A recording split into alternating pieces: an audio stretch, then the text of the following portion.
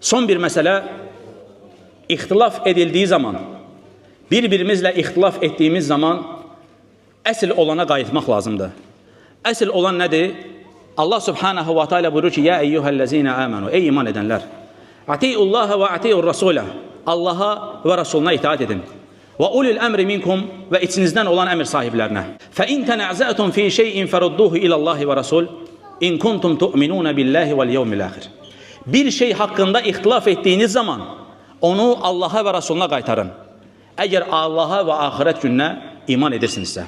Zəlikə xayrun və əhsənu təvilə. Bu sizin üçün nəticə etibarilə, sonuc etibarilə daha xeyirlidir Allah Azza və Cəllə. İnsanın ixtilaf etdiyi zaman başqa yollara başvurması daha xeyirlidir, yoxsa işi Allaha və Rasuluna qaytarmaq? Allaha və Rasuluna qaytarılan işlərin hamısının sonu xeyirdir. Allaha və Rasuluna qaytarılan bütün işlərin sonu xeyirdir. Fəqət baxırsan ki, iki insan ixtilaf edir, Allah və Rasuluna qaytara bilmir. Allahın əmri idi Allaha və Rasuluna qayıtmaq. Allahın əmri idi. Diqqət edin, bu çox mühüm olan bir məsələdir. Hər kəs bunu eşidən, eşitməyənə çatdırsın. Gördüyü yerdə, şahid olduğu yerdə bunu bildirsin. Bugün edilən ən böyük zülümlərdən qadınla kişi ixtilaf edir. Və lakin kişi deyir ki, mənim deyir, ailə işimə heç kim qarışa bilməz. Qadın deyir ki, 10 ildir mən zülüm görürəm. 10 ildir mənim dərdimi dinləyən yoxdur deyir. Mən vəlimə bildirəcəm deyir, atama bildirəcəm deyir, qardaşıma bildirəcəm deyir, qan salaram deyir, qan. Heç bir şey də sala bilməzsən. Belə danışan insanlar əslində kimlərdirlər, biraz sonra onlara toxunacam. O kimsələr ki, Allah Azza və Cəllənin hökmü qarşısında nə etmək istəyirlər? Çayxanada oturanda bu adamın inancı nədir? İnil hukmu illə lillah, hökm yalnız Allaha aiddir. Evinin içərisində sifəti nədir?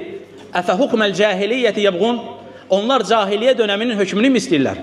Və mən əhsənu minəllahi hukmən liqomin yuqinun, yəqin inanan bir qövm üçün Allahdan daha gözəl hökm qoyan kim ola bilər?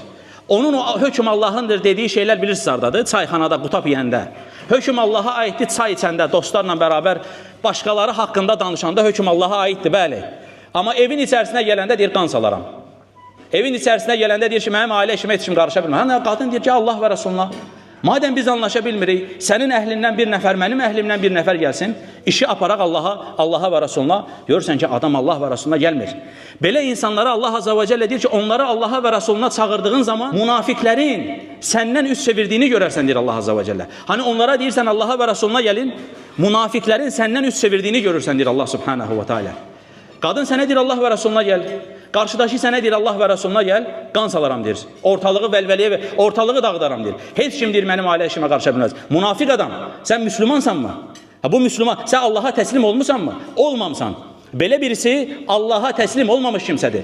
Belə birisi atalarından, babalarından görmüş olduğu dini ev əhlinə göstərən bir kimsədir. Və bu kimsələr xislətən də qorxaq insanlardır.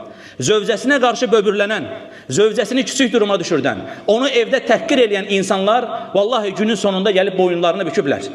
Elə et ki, ailəm dağılmasın deyir. Gözündən yaş axıdır. Ya zalim adam, belə olduğu halda, bu halda olacaqdınsa, bu hala düşəcəkdinsə, niyə mazlum bir qadına bu qədər zülm edirsən? Allahdan qorxmursan, qadın səni bir də başqa şeyə də dəvət etmir. Vallahi bu adama, bax bu adama, zövcəsi polisə şikayət etsin, polisdən buna zəng gəlsin o gecə. Neyniyəcək? Deyəcək, mənim ailə işimə heç kim qarışa bilməz. Qadın geçsin, desin ki, məni döyüb, söyüb, mənə əziyyət eləyib, düzdür? Üstümə bıçaq çəkib. Nə deyəcək? Deyəcək, mənim ailə işimə qarışma, qan salaram. Deməyəcək, vallahi. Bilirsən neyniyəcək? Əli ayağı titriyə gedəcək o bölməyə.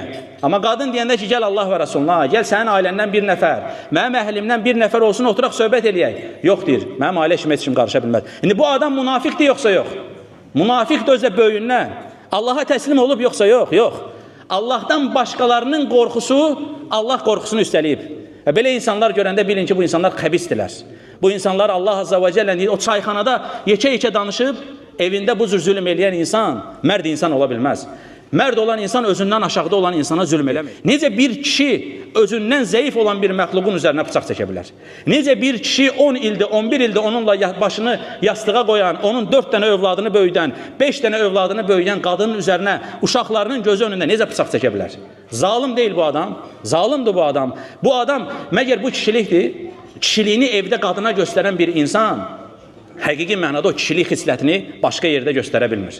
Ona görə bu kimi insanlar gördüyünüz zaman bunları tanıyın. Bilin ki, belə insanlar xəbis olan insanlardır. Belə insanlar münafiq xislətli insanlardır və insanları bu insanlardan çəkindirin. Və belə mazlum insanlar gördüyünüz zaman da onlara yardım etməkdən də geri durmayın. Bəzən baxırsan, qadın deyir ki, 10 ildir deyir, mənə zülm olunur. Hansı müsəlmana deyirəm, deyir ki, yox, mən qatma deyir ailəşinə. Niyə sən müsəlman deyilsən? Hani başqa vaxt deyirdin, bacıların belə, nə bilim, uşaqlar belə. Bu da sənin bazındır. Zülm var, zülm. Gedir kişi ilə danışır, gəlir, biraz üstünə xod eləyən kimi deyir, mənlik deyil. Mən ailə işinə qarışa bilmərəm. Niyə qarışa bilmirsən ki? O qarşı tərəfdəki müsəlman deyil. Deyə bilmirsən, sən müsəlmansan, gəl Allah və Rasuluna. Niyə qarışa bilmirsən ki? İnsan gələ zülmü gördüyü zaman zülmü dilləndirsin, zülmə qarşı çıxsın və həmin o zalıma həddini bildirsin. Olmaz, olmaz belə eləmək. Sən zalım adamsan. Sən müsəlmansansa müsəlman kimi davran.